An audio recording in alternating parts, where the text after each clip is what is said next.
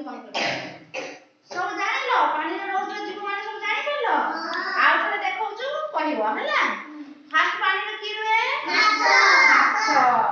ତାପରେ କଙ୍କଡା। କଙ୍କଡାର କେତେଟା ଗୋଡ଼? 10ଟା ଗୋଡ଼। ପାଣି ରହିଲେ ଆନା କଣ? କୁମ୍ଭୀର।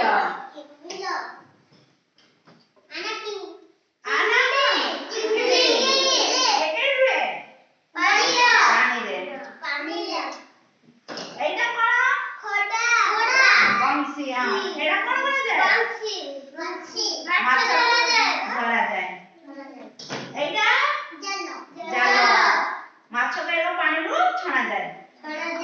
ଜାଣିଲ?